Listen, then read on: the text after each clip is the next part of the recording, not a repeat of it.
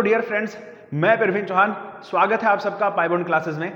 भाई जितने भी मेरे भाई बहन हैं क्लास 12th में, भाई उन सब ने गॉस का नियम अब तक पढ़ लिया होगा, इतना मुझे पता है। लेकिन आज की इस वीडियो में क्या स्पेशल है, देखो बहुत सारी चीजें तुम अभी नहीं जानते होगे। जैसे आप न्यूमेरिकल में फंस रहे होगे इसके, क्योंकि कॉन्सेप्ट क्लियर नहीं होगा।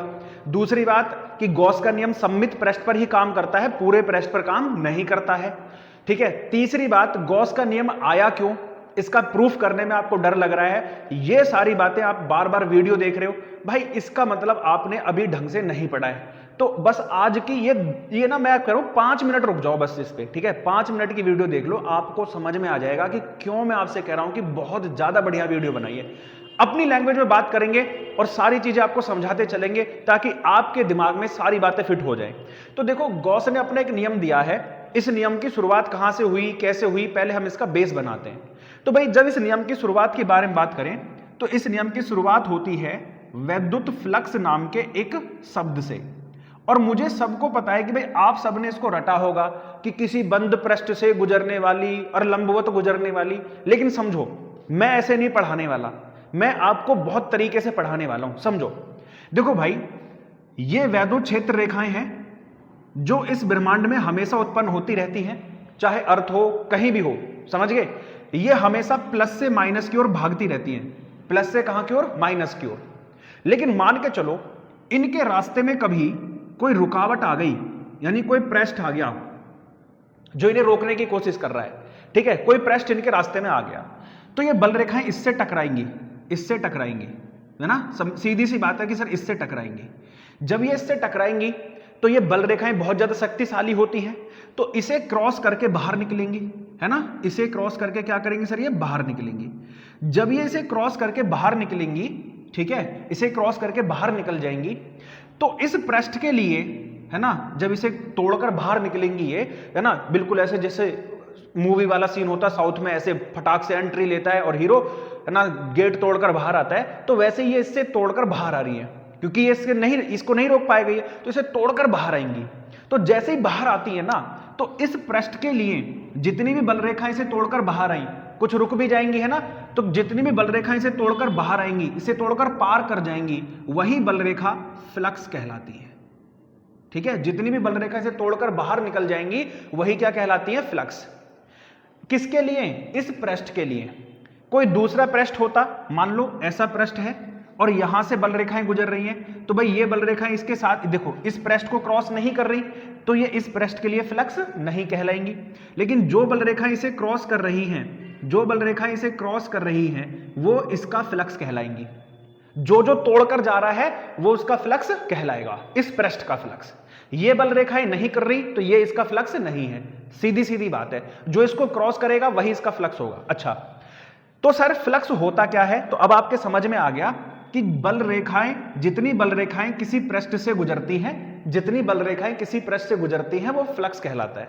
अब ये बल रेखाएं कैसे गुजर रही हैं, तोड़कर गुजर रही है ना, आर पार जा रही हैं। तो मान लो ये अगर पृष्ठ है, ये वो पृष्ठ है और यहां से बल रेखाएं आ रही हैं, तो ऐसे ही तोड़कर जा रही है या ऐसे जा रही है, तो आप सबको समझ में आ रहा है सर तोड़कर जा रही है, ऐसे तोड़कर जा रही है, तो इसको काट के जा रही है। और जब दो चीजें ऐसे क्रॉस करती हैं, काटती हैं एक दूसरे को, तो लंबवत होती हैं। तो ये बल रेखाएं कैसे जा रही है सर जी, पृष्ठ के लंबवत जा रही है जी। कैसे जा रही है, लंबवत। अच्छा, तो बताओ बल रेखा की परिभाषा क्या होगी, सिंपल सी होगी सर। किसी बंद पृष्ठ के लिए क्या बोलोगे, किसी बंद पृष्ठ से कौन गुजर रहा है, भैया बल रेखाएं गुजर रही हैं। कैसे गुजर रही हैं, लंबवत। तो किसी बंद पृष्ठ से लंबवत गुजरने वाली, है ना, गुजरने वाली कौन सी रेखाएं, वैद्युत क्षेत्र रेखाएं। वैद्युत क्षेत्र रेखाएं की संख्या ही वैद्युत फ्लक्स फाई कहलाती है। और ये देखो, एक बात मुझे बताओ, अगर वैद्युत क्षेत्र रेखाएं गुजर रही हैं तो वैद्युत क्षेत्र रेखाओं की संख्या कोई फ्लक्स कह रहे हैं। मान लो इसका एरिया मैंने बढ़ा दिया, ऐसे बढ़ा दिया, तो अब बल रेखाएं ज्यादा नहीं गुजरेंगी इससे, है ना। तो इसलिए भैया बल रेखा जो फ्लक्स है वो एरिया पर डिपेंड करेगा, पहली चीज। दूसरा, अगर मान लो ये वैद्युत क्षेत्र डेंसर हो गया, है ना, ज्यादा बल रेखाएं हो गई, तो भैया वैद्युत क्षेत्र रेखाओं पर भी डिपेंड करेगा। वैद्युत क्षेत्र रेखाएं कौन है, वैद्युत क्षेत्र ही है, सिंपल। तो ये दो बातों पर निर्भर करता है। तीसरी तीसरी बात है एंगल पर भी डिपेंड करता है। एंगल जैसे मान लो ये तो सीधी गुजर रही थी, लेकिन भैया हमने पृष्ठ को थोड़ा सा टेढ़ा कर दिया, ऐसे ऐसे कर दिया, तो अब बल रेखाओं की संख्या हो सकता है ज्यादा गुजरे या कम गुजरे, तो एंगल पर भी डिपेंड करेंगी। तो कौन सा एंगल हो जाएगा? Cos theta. कौन सा एंगल हो जाएगा? Cos theta. साथ ही में ये राशि कैसी है सर? ये अदिश राशि है। अदिश क्यों है? क्योंकि बल रेखाओं की संख्या है और संख्या हमेशा अदिश राशि होती है। सिंपल सी बात समझ में आ गई। इसका मात्रक क्या होता है ना? मात्रक क्या होता है सर जी? तो इसका मात्रक हो गया मीटर स्क्वायर, इसका मात्रक होता है न्यूटन बटे कूलाम, तो इसका मात्रक हो गया न्यूटन मीटर स्क्वायर बटे कूलाम। बहुत सिंपल सी चीज आपको समझ में आ गई कि सर विद्युत फ्लक्स होता क्या है और क्यों होता है। अब बताओ, अब मजा आया कि नहीं पढ़ने में? मतलब अलग ही लेवल से पढ़ाना है आप लोगों को, रटवाना कुछ नहीं है, इतना समझाना है कि आपके दिमाग में हिट हो जाए। अब बात है ये कि सर गॉस ने अपना नियम क्यों दिया? तो देखो भाई, वैद्युत क्षेत्र निकालना संभव है, क्योंकि वैद्युत क्षेत्र क्या है? क्यों आवेश दे देगा, आवेश है तो वैद्युत क्षेत्र अपने आप निकल जाएगा, फॉर्मूला पढ़ा होगा आप लोगों ने। लेकिन भाई इस पृष्ठ का क्षेत्रफल तो निकाल सकते हो, क्या इस पृष्ठ का क्षेत्रफल निकालने में आपको समस्या नहीं आएगी? बोलोगे हाँ जी सर। तो गॉस ने भी यही सोचा कि भाई मान लो हम हर बार पृष्ठ का क्षेत्रफल निकालें ही क्यों, हम कोई और नियम नहीं बना सकते बिना जिसमें क्षेत्रफल यूज हो, जिसमें कोई क्षेत्रफल का यूज ही ना हो। तो उन्होंने एक नियम दिया कि किसी बंद पृष्ठ से गुजरने वाला फ्लक्स उस पर उपस्थित आवेश का 1/ε0 गुना होता है और इसमें क्षेत्रफल यूज नहीं होता है। मतलब बिना क्षेत्रफल यूज किए हम फ्लक्स निकाल सकते हैं। तो ये कहना चाह रहे हैं गॉस। और ये तो सवाल आपके मन में भी आ सकता है, किसी के मन में भी हिट हो सकता है ये। मतलब भाई मैं ये कह रहा हूं कि इसमें क्षेत्रफल जरूरी है। अब तुम्हारे मन में सोचने में चला यार हम क्षेत्रफल निकालेंगे कैसे भाई, क्योंकि गॉसियन पृष्ठ तो स्ट्रक्चर पर ही डिपेंड नहीं करता, तो कह रहा है बस बंद पृष्ठ होना चाहिए, कैसा ही भी हो बंद पृष्ठ। तो इसका मतलब यह है कि सर आकार अलग अलग होगा तो उसका क्षेत्रफल हमें पता नहीं चलेगा। तो गॉस ने इसलिए इसको सिंपल कर दिया कि किसी बंद पृष्ठ से गुजरने वाला फ्लक्स केवल आवेश और 1/ε0 इन दोनों पर निर्भर करता है। तो इन दोनों के गुणन को ही क्या कहते हैं? वैद्युत फ्लक्स कहते हैं। बात समझ में आ गई? यह है गॉस का नियम। अब ये दोनों एक दूसरे से रिलेटेड हैं, इसलिए पहले ये समझाया, फिर उसके बाद ये समझाया कि क्यों ये नियम दिया गया होगा। अब आपको अगर ये नियम समझ में आ गया तो अब चलते हैं कि सर इसका प्रूफ कैसे करते हैं, यानी गॉस ने नियम कहां से दिया होगा। ऐसे ही तो सोचकर नहीं दिया होगा, पहले इसको प्रूफ किया होगा ना कहीं से। आओ पहले इसका प्रूफ कर लेते हैं, जो कि आपको बहुत समस्या भी दे रहा होगा। आज के बाद प्रूफ में समस्या नहीं आएगी, गारंटी है। ठीक है, चलो भाई इसका प्रूफ करते हैं गॉस के नियम का। ठीक है, बहुत इंपॉर्टेंट है और बहुत ही ज्यादा मजेदार तरीके से समझा देंगे कि आपको समझ में भी आएगा। देखा, तो भाई लगे रहना, पढ़ लो। ठीक है, पढ़ लो, नहीं तो बोर्ड एग्जाम जुलूस निकाल देगा तुम्हारा, है ना। तो बढ़िया से करना चीजें, ऐसे ही नहीं करो जल्दीबाजी में, समझ के बढ़िया तरीके से। और जैसे क्या कह रहा है भाई, मान लो हमने एक सरफेस खींच लिया, इस सरफेस का सेंटर है O और इस पर कितना चार्ज रखा है Q। ठीक है, अब इस सरफेस से हमने एक छोटा सा एरिया वेक्टर खींच लिया dA और इसका एरिया वेक्टर ऊपर की ओर होगा dA SM, है ना। ये हो गया E ऐसे हो गया और एरिया वेक्टर यहीं से जाएगा जी। ठीक है, ऐसे dA, ये एरिया वेक्टर होता है। लेकिन आपको ये सब समझना नहीं है, मैं आपको ये समझाना ही नहीं चाह रहा। आप ऐसा कुछ डायग्राम बनाना ही नहीं, बस आप सिंपल समझो, है ना। D एरिया यहां से d5 फ्लक्स बाहर निकलेगा, इतना समझ लो। एक चीज समझ लो, ये जो है ना, ये होता है घन कोण। क्या होता है? ये घन कोण होता है, घन कोण। और इसकी वैल्यू d ओमेगा बराबर होती है, कितनी होती है बता दूं? तो आप बोलोगे सर dA/r² होती है। ठीक है, यानी ये कहता है कि सर किसी क्षेत्रफल द्वारा, है ना, किसी क्षेत्र द्वारा गोले के केंद्र पर बना कोण घन कोण होता है। ठीक है, जो भी हमने गोले का क्षेत्रफल लिया है उस क्षेत्रफल द्वारा इसके केंद्र पर कितना कोण बनेगा वो क्या होता है? घन कोण होता है। लेकिन अभी ये सिलेबस से हट चुका है, घन कोण को समझाते नहीं है, लेकिन आपको प्रूफ करना है तो समझना पड़ेगा। लेकिन मजा आएगा आपको, समझिए। देखो बस इतना समझ लेना कि d ओमेगा बराबर इतना होता है। अब यहां सिंपल परिभाषा है कि सर फ्लक्स की परिभाषा से, फ्लक्स की परिभाषा से कुछ नहीं समझना आपको, बिल्कुल ऐसे ही करना है। तो फ्लक्स की परिभाषा क्या होती है? फाई बराबर होता है EA cos थीटा। अब छोटा सा फ्लक्स है तो छोटा सा एरिया हो गया, छोटा सा फ्लक्स है तो छोटा सा एरिया हो गया। तो सर d फाई E बराबर कितना हो गया? E और ये DA cos थीटा। ठीक है, अब E का मान कितना होता है? भाई आप सब जानते हैं सर ई का मान होता है 1/4 पाई एप्सिलॉन नॉट क्यू बटे आर स्क्वायर। कितना हो जाता है? क्यू बटे आर स्क्वायर। और ये हो गया डी ए कॉस थीटा। समझ गए कि नहीं समझिए?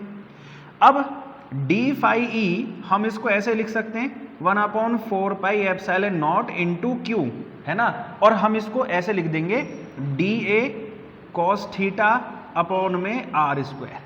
ठीक है, कोई दिक्कत कोई परेशानी नहीं जी। अब सवाल ये है कि सर दोनों तरफ का समाकलन ठोक दो। ठीक है, दोनों तरफ का समाकलन ठोकोगे तो ये हो गया फाई ई, और यहाँ आ गया 1/4 पाई एप्सिलॉन नॉट, ये आ गया, और ये कितना बचा? इंटू क्यू, और ये हो गया जी D A upon R square into cos theta.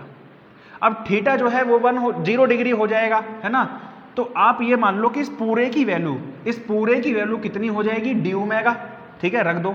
तो फाई ई बराबर कितना हो गया? 1/4 pi epsilon naught Q upon R, sorry Q बचा, और इस पूरे की वैल्यू कितनी हो गई? D omega.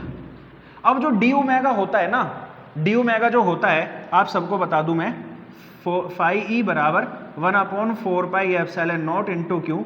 डी ओमेगा होता है 4 पाई। ठीक है, कितना होता है? 4 पाई। तो 4 पाई से 4 पाई कट जाएगा, और phi E is equals to हो जाएगा क्यू अपॉन एप्सिलॉन नॉट। तो ये सवाल आपको अब बताओ समझ में आया कि नहीं? मतलब कुछ है ही नहीं यार समस्या, कोई दिक्कत ही नहीं है। ठीक है, बहुत आराम से, बहुत एकदम तगड़े तरीके से मैंने आपको समझा दिया है। तो आप इसको एक बार मुझे बताओ, अब समझ में आया तुम्हें कि नहीं आया? कोई दिक्कत परेशानी रहेगी अब आपको? ठीक है, तो ये बेहतरीन तरीके से मैंने आपको समझा दिया। इस प्रूफ का आप स्क्रीनशॉट ले लो कैसे करना है, ताकि आपको हर एक बात समझ में आ जाए। ठीक है, चलो कोई। अब सबसे इंपॉर्टेंट बात यह है कि अब हम पढ़ने वाले हैं गॉस के नियम के अनुप्रयोग। अब इसमें इंपॉर्टेंट क्यों है और क्या समझने वाली बात है जो आप लोग मिस कर देते हो, जिसकी वजह से फिर आपको प्रॉब्लम होती है। पहली चीज है सर आवेश घनत्व समझना। आवेश घनत्व, अब कई बच्चों को तो यही नहीं पता होगा सर आवेश घनत्व क्या होता है ना। चलो नहीं तो बता दो आवेश घनत्व क्या है। ठीक है भाई, जैसे घनत्व होता है सिंपल, नॉर्मल घनत्व क्या होता है? नॉर्मल घनत्व होता है सर जी द्रव्यमान बटे आयतन। चलो अब तो बता दो, अब आवेश घनत्व क्या है? अभी भी नहीं पता, तो रीजन है कि आप अभी अच्छे से पढ़े नहीं, और उसकी वजह से फिर आपको समस्या आ रही है। तो ये कहता है कि सर आवेश घनत्व कहता है कि किसी वस्तु के एकांक आयतन पर उपस्थित आवेश, किसी वस्तु के एकांक आयतन पर उपस्थित आवेश का मान उसका आवेश घनत्व हो जाता है। सवाल यह है कि सर गॉस के नियम में आवेश घनत्व क्यों पढ़ रहे हैं? क्योंकि गॉस के नियम का जो अनुप्रयोग है जब हम निकालते हैं ना, तो कहां निकालते हैं? तो इसका अनुप्रयोग होता है सर अनंत विस्तार की वस्तुओं। ठीक है, अनंत विस्तार की वस्तुओं पर 16-18 बस। हाँ।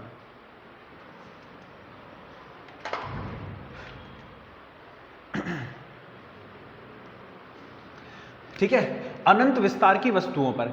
अब मान के चलो किसी वस्तु का विस्तार ही अनंत हो गया, तो उस पर आवेश ज्ञात करना संभव है? अब आपके मन में सवाल चलेगा सर हाँ ना, चारों तरफ को मन डोल रहा होगा। परंतु मैं आपको बताऊं बेटा, देखो जब किसी वस्तु को आवेश देते हैं ना, तो वो आवेश उस वस्तु के पूरे पृष्ठ पर फैल जाता है, कहीं एक जगह पर नहीं रहता, पूरे पृष्ठ पर। विद्युत धारा भी ऐसी बहती है, पृष्ठ पर फैलते हुए जाते हैं आवेश। ठीक है, तो भाई अनंत विस्तार की वस्तु हो गई, अनंत विस्तार की वस्तु हो गई, तो आवेश ज्ञात करना बताओ संभव होगा? नहीं सर जी, क्योंकि उसका क्षेत्रफल ही ज्ञात नहीं कर पाएंगे। तब ऐसी स्थिति में हम किसका नियम लगाते हैं? गॉस का नियम। तब उस स्थिति में हम आवेश ज्ञात नहीं कर पाएंगे, तो उस स्थिति में हम क्या लगाते हैं? आवेश घनत्व लगाते हैं। तो आइए समझते हैं पहला कि कितने प्रकार का आवेश घनत्व हो सकता है।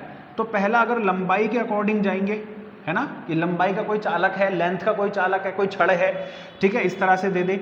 लंबाई में जैसे कोई छड़ दे दे कि छड़ पर हमने इतना चालक चार दिया है, तो उसका कितना होगा? तो इसके लिए होता है lambda is equals to Q upon L. ठीक है, दूसरा होता है क्षेत्रफल पर। किस पर होता है? क्षेत्रफल पर। तो क्षेत्रफल पर कितना होता है? क्षेत्रफल पर होता है सर सिग्मा बराबर क्यू अपॉन ए। और तीसरा होता है सर जी आयतन पर, और आयतन पर होता है रो बराबर क्यू अपॉन वी। 3 जगह पर होता है ये आयतन। ठीक है, इनको लिख लो, जरूरी है क्योंकि अनुप्रयोग में आने वाले हैं। अब तीसरी बात यह है कि जो गॉस का नियम है, गॉस का नियम, ठीक है, वो सममित पृष्ठ पर कार्य करता है। सममित पृष्ठ पर कार्य करता है। ऐसा कोई पृष्ठ नहीं होना चाहिए जिसकी सममिति ना बनती हो। अगर जिसकी सममिति ना बनी, सिमेट्रिक, नाम सुना होगा, 7th 8th में पढ़े होंगे, ठीक है, जिसकी सममिति नहीं बनेगी वहां गॉस का नियम कार्य नहीं करेगा। ठीक है, जैसे सर कोई घन दे दे, अब घन कोई दे दिया, इसकी सममिति नहीं बन सकती, इसकी सममिति नहीं बनेगी, तो इसका मतलब क्या है, इस पर हम निकाल भी नहीं पाएंगे। तो जिन पृष्ठों की सममिति प्राप्त हो सकती है वहीं गॉस का नियम लगता है। आप क्या करते हो, एग्जामिनर ने क्वेश्चन कुछ और दिया, अब उसने पृष्ठ ऐसा बना दिया जिसकी सममिति काम नहीं कर रही और उस पर आप गॉस का नियम लगाने चल रहे हो, तो आपका क्वेश्चन क्या हो गया, गलत हो गया। लिख लो इसे, नोट करके पहले ही ऊपर लिख लो कि भैया गॉस का नियम सममित पृष्ठ पर ही कार्य करता है, ध्यान रखें। ठीक है, अब आते हैं सबसे पहली बात कि सर गॉस के नियम का पहला अनुप्रयोग क्या होता है। पहला अनुप्रयोग है किसी अनंत लंबाई के चालक पर, किसी अनंत लंबाई के चालक तार पर वैद्युत क्षेत्र की तीव्रता ज्ञात करना। बहुत सिंपल रहेगा, ठीक है, बस इसको ही एक बार समझ लेना ध्यान से, 2 बार रिपीट करूंगा ताकि तुम्हारे दिमाग में आ जाए, फिर 2 और रहेंगे, चुटकियों में हो जाएंगे वो। ठीक है, चलो कैसे करना है भाई। मैंने कहा कि अनंत विस्तार का एक चालक तार है, इस पर वैद्युत क्षेत्र निकालना है, किसके नियम का प्रयोग करके, गॉस के नियम का प्रयोग करके। तो सबसे पहले अनंत लंबाई का चालक तार हो गया। अब ये सोचकर देखो कि भाई मैं इस पर निकाल भी पाऊंगा या नहीं। तो सबसे पहले मुझे देखना है कि क्या इस पर कोई सममित पृष्ठ खींचा जा सकता है या नहीं। तो आप सब जानते हैं कि सर जो ये है आपका कोई भी चालक छड़ होती है तो उसकी सममित पृष्ठ होता है बेलन। ठीक है, क्या होता है, बेलन। तो इस तरह से एक बेलनाकार पृष्ठ इसके चारों ओर बन जाएगा। अगर इसका सममित पृष्ठ नहीं बनता या नहीं खींचा जा सकता तो हम इस पर नहीं निकाल पाएंगे, हम कह देंगे कि इसे ज्ञात नहीं किया जा सकता। परंतु इस चालक छड़ का सममित पृष्ठ खींचा जा सकता है, जो कि क्या होता है, बेलन होता है। तो मान लो कि इस बेलन की लंबाई कितनी है, L। ये इस छड़ की लंबाई नहीं है क्योंकि छड़ तो अनंत विस्तार की है, तो इसकी लंबाई कितनी है, L है। अब मान लो इसके पृष्ठ से, यहां से मान लो DA एरिया से D5 फ्लक्स बाहर निकलता है। ठीक है, DA एरिया से D5 फ्लक्स यहां से क्या हो रहा है, बाहर निकल रहा है। तब फ्लक्स की परिभाषा से, है ना, फ्लक्स की परिभाषा से, यही तो समझना था बस, अब तो तुम यूं ही कर दोगे। तो फ्लक्स की परिभाषा क्या कहती है सर, D5E बराबर E into DA cos theta, लेकिन थीटा को हम क्या लेंगे, 0 डिग्री, तो D5E बराबर हो गया E इंटू DA। अब कितने बच्चों को ये समझ में नहीं आ रहा, 0 डिग्री कौन से एक्सिस पर है, एक्स एक्सिस पर, और एक्स एक्सिस पर थीटा कितना होता है, 0 डिग्री। ठीक है, अच्छा जी, तो E इंटू DA हो गया। अब क्या करेंगे सर,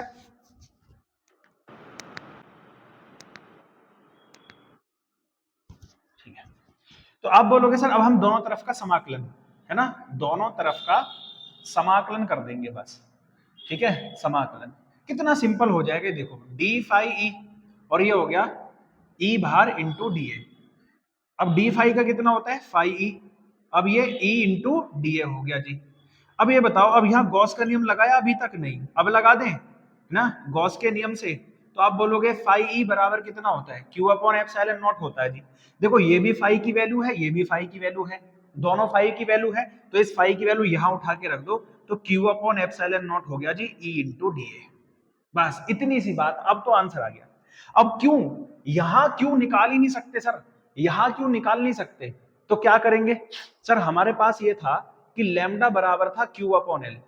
ये क्यों लगा, क्योंकि ये लंबाई का चालक तार है और लंबाई पर आवेश घनत्व कितना होता है, लैम्डा होता है। तो Q की वैल्यू हो गई लैम्डा इंटू L, हमने यहां रख दिया lambda into L upon epsilon naught, ये हो गया E।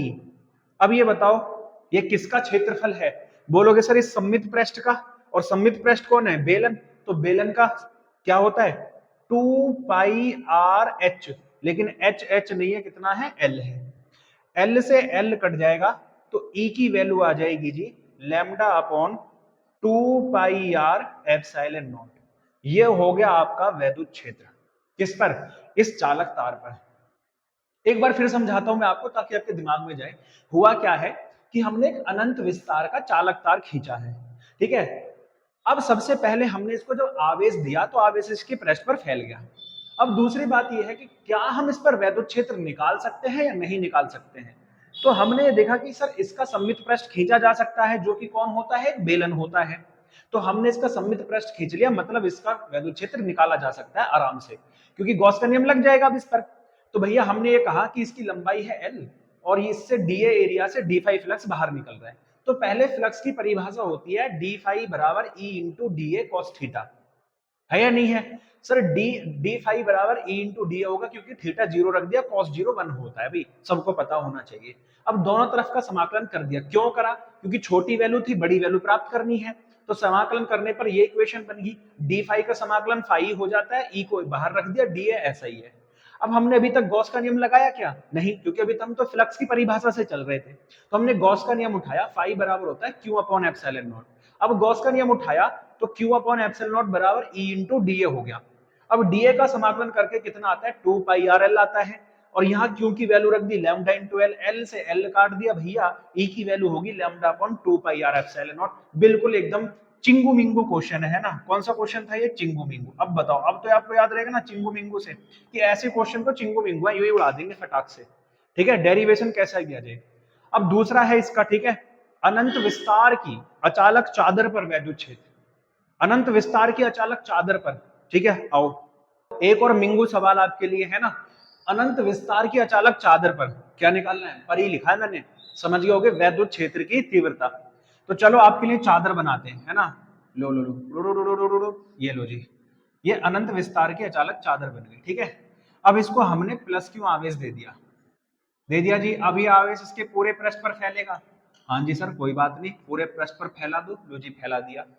अब सबसे बड़ी बात है, क्या इस पर ये गॉस का नियम लागू होगा या नहीं होगा? तो आपको देखना होगा कि सर क्या इसका सममित पृष्ठ खींचा जा सकता है? इसकी सममिति बाहर तो आएगी नहीं, है ना? तो इस पर सममित पृष्ठ कैसे खींचा जाएगा? सर इस पर भी सममित पृष्ठ बेलनाकार ही आएगा।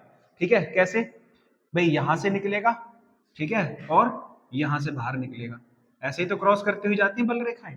तो ये सममित पृष्ठ है इसका, ये भी बेलनाकार पृष्ठ है। ठीक है, अच्छा जी, लेकिन दोनों तरफ का, इधर भी और इधर भी, बीच का गायब है।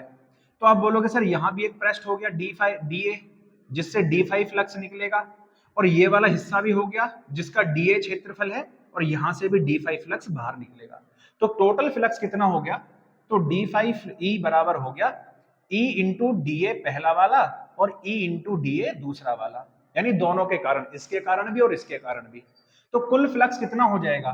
तो आप बोलोगे सर डी फाई बराबर 2 ई इंटू डी ए, जुड़ जाएगा, है ना? जुड़ गया जी, क्योंकि दोनों तरफ से निकलना है तो दोनों तरफ को ऐड करना है, टोटल फ्लक्स तो तभी आएगा। दोनों तरफ का क्या कर देते हैं? समाकलन। ठीक है जी, सिंपल सी बात, समाकलन। तो डी फाई ई और इधर 2e इंटू डी ए, सीधी सी बात है। कितना हो गया? 5e 2e इंटू डी ए। अब सवाल ये है कि सर गॉस का नियम रखना है, अभी तक रखा नहीं, है ना? अब क्या रखेंगे? गॉस का नियम रखेंगे। तो क्या होता है? 5e बराबर क्यू अपॉन एप्सिलॉन नॉट होता है, रख दो जी। तो क्यू अपॉन एप्सिलॉन नॉट बराबर 2e इंटू डी ए, है ना? सब बच्चों को समझ में आ रहा है ना? क्योंकि बढ़िया से। अब क्यू क्यों नहीं रख सकते? क्योंकि अनंत विस्तार है। तो भैया क्या है ये? इसकी लंबाई भी है, चौड़ाई भी है, तो क्षेत्रफल वाला लगेगा। अब क्षेत्रफल के लिए होता है सिग्मा बराबर क्यू अपॉन ए, याद रखो, है ना? सिग्मा बराबर क्यू अपॉन ए, यहां रख लो। तो क्यू बराबर कितना हो गया? Sigma into A upon epsilon not बराबर 2e। अब ये डीए निकालने की जरूरत नहीं है, क्योंकि ए ही रख दो। टोटल क्षेत्रफल ए हो गया ना, ए का मान मत रखो। क्यों? ए से ए कट जाएगा, ए से कट गया, ये इधर आएगा, ई निकालना है हमें, मतलब ये, तो ये इधर आएगा सिग्मा अपॉन 2 एप्सिलॉन नॉट बराबर ई। तो इतना वैद्युत क्षेत्र आ गया जी। लो, सिंपल सी बात है ना? तो सबसे पहले देखा कि क्या इसका सममित पृष्ठ खींचा जा सकता है? हाँ जी, वो भी क्या होता है? एक बेलनाकार पृष्ठ ही है, तो उसके दोनों सिरों से, इससे भी और इससे भी फ्लक्स बाहर निकलेगा। तो टोटल फ्लक्स जुड़ जाएगा, ई इंटू डी ए इससे, ई इंटू डी ए इससे बाहर निकलेगा। तो टोटल फ्लक्स हो गया 2 इंटू डी ए। समाकलन कर दिया, क्योंकि छोटा दिया था, पूरा निकालना था, फाई बराबर इतना। गॉस का नियम रख दिया, क्यू अपॉन एप्सिलॉन नॉट, यहां रख दिया 2e into D A. Simple सी बात है, बहुत तगड़ी। डीए को ए ही रखा है, मान नहीं रखा पूरा। क्यों? क्योंकि ए से कट जाएगा। ई निकालना था, वापस रख दिया, क्यू का मान हमें पता ही है, यहां से रख लेंगे। तो सिंपल सी बात है, बताओ अब ये मिंगू क्वेश्चन लग रहे कि नहीं? भाई एक बार अगर आपको ना पूरा ये पकड़ में आ गया कि करना कैसे है, फिर तो ये चिंगू मिंगू ही है, इनका कोई दिक्कत नहीं है। ठीक है, अब चलते हैं कहां पर?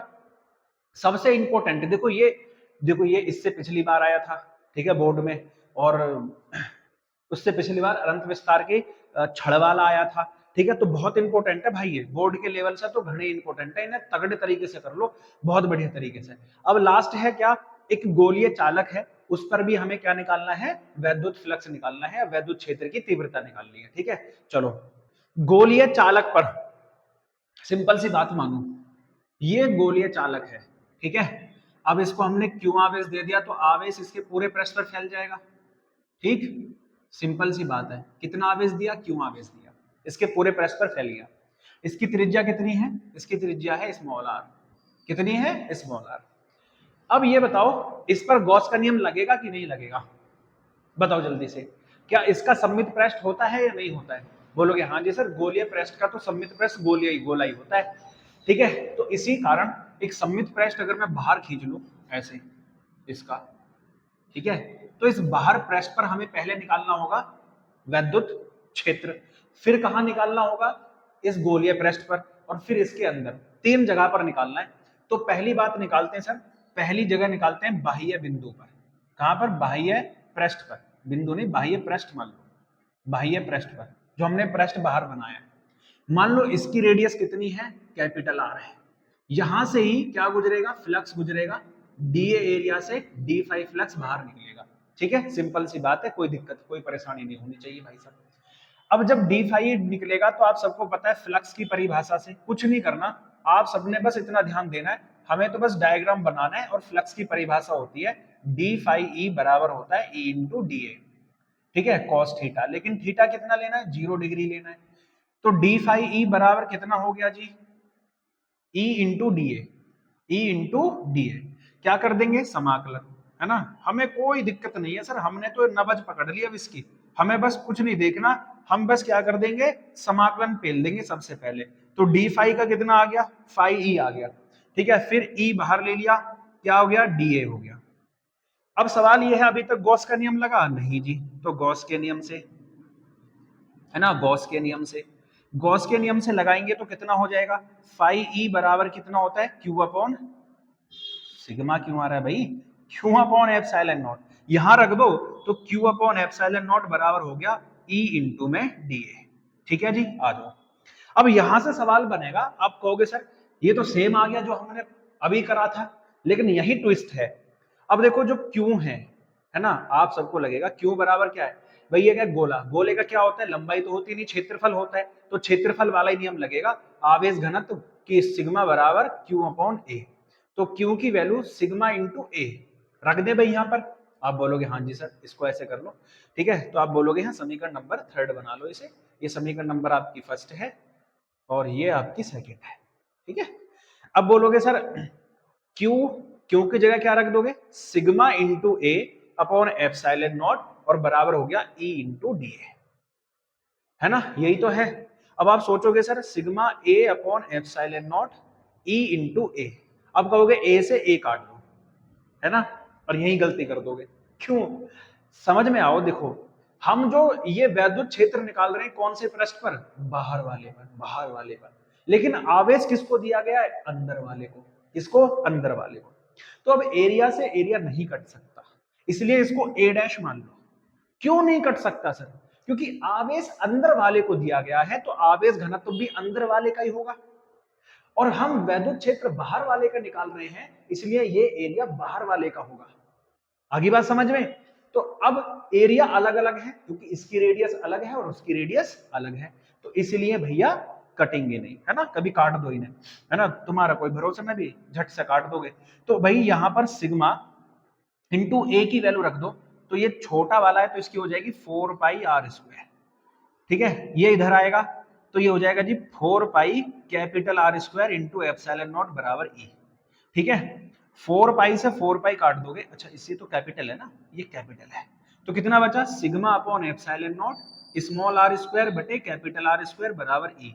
ये हो गया जी बाह्य पृष्ठ पर वैद्युत क्षेत्र, समझ में आ गया।